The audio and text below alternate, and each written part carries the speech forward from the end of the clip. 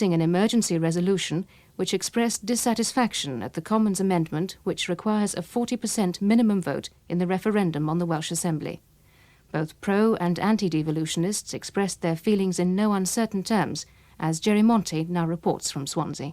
These were certainly some of the angriest scenes at a Wales Labour conference for a long time, and what sparked off an extremely noisy encounter was criticism of Welsh Labour MPs who voted in the Commons against the government on its devolution plans which it was said have been official Labour Party policy in Wales for many years.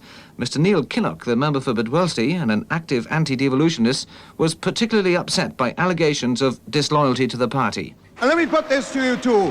When we talk about loyalty, I slog myself up and down this country. I want to do it as a Labour Member of Parliament, as a socialist. A lot of my comrades do it as well.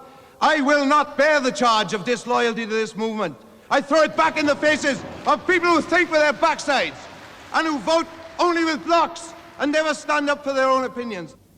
It was when Ray Powell, last year's conference chairman, continued to criticise Mr Kinnock and the other anti-devolutionists that uproar broke out. Slow hand-clapping and catcalls almost drowned out Mr Powell, and with tempers in the hall obviously very high, it required a personal intervention by the chairman, who had to strongly remind delegates this was not the way the Labour Party conducted itself.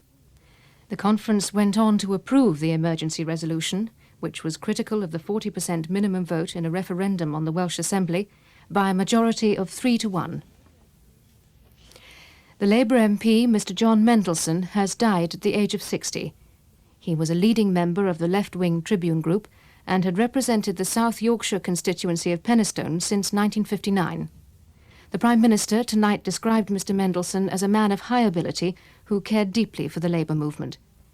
His death means the government are now in an effective minority of 18 in the Commons. At the last general election, he had a majority of more than 15,000. 2 young boys died today in separate but similar accidents on the coast of County Londonderry in Northern Ireland. They were among crowds of spectators watching a motorcycle race from the top of a cliff at Port Stewart. One of the boys, who was 15, was killed when he fell into the... Terrorist gunmen in Northern Ireland have attacked a council van taking men to work. They opened fire with automatic weapons, killing one man and seriously injuring one of his colleagues. Several other men were also hurt. The ambush took place in County Fermanagh, near the border with the Republic. The Chinese leader, Hua Guofeng, who's on a tour of Eastern Europe, arrived in Yugoslavia from Romania this morning. At Belgrade Airport, he was greeted by crowds of young people and folk groups. He was then driven into the city through streets lined with cheering Yugoslavs to the presidential palace, where he and President Tito hugged each other in welcome. Security was tight, and hundreds of plainclothes police mingled with the crowds. Chairman Hua is expected to spend 9 days in Belgrade before flying on to Iran. It looks as though the French air traffic controllers may resume their work to rule again next weekend. At meetings this morning, the controllers in 2 of the regions decided they would continue and possibly extend their industrial action. However, it's not certain what will happen because other regional meetings have to be held. What is clear is that the controllers are not satisfied with the results of the talks with the French government. There have been 2 raids by armed men on security vans, both of them unsuccessful. In the East End of London, raiders tried to smash the locks of the vehicle as the 3 guards inside just sat tight. When the van proved too much, the men fled. Scotland Yard said it wasn't a very well-planned effort. And in South Wales, 5 masked men got away empty-handed after attacking a post office van at Neath. One man was taken to hospital after the incident. He was a guard who was clubbed on the head by the raiders. They made their attack as the van arrived for its regular Monday delivery at a post office. The gang drove off in a white car, which was later found abandoned.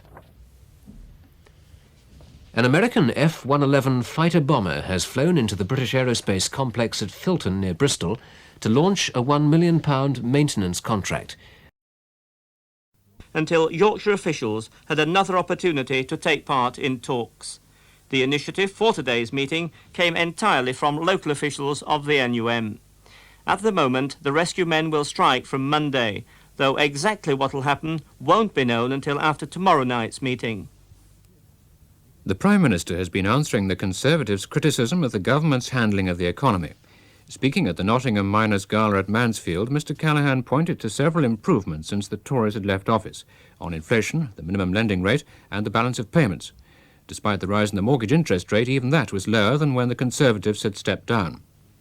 The Prime Minister said the Conservatives were now forecasting a rise in inflation because they believed there would be runaway increases in wages after the summer.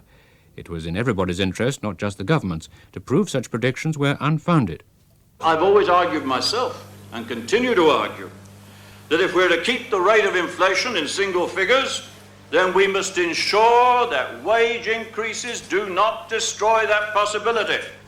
And in saying that, let me argue... Quite a few of them, if not the majority, were caused by friends, relatives, or even parents of the children concerned. The stranger in the black car proffering sweets is our conventional idea of the child killer, but he certainly doesn't loom large in the cold-blooded tables of homicide and criminal statistics published by Her Majesty's Stationery Office. In other words, of the 5 sexual child deaths a year, we can't do much about those that were committed by parents, relatives, or friends.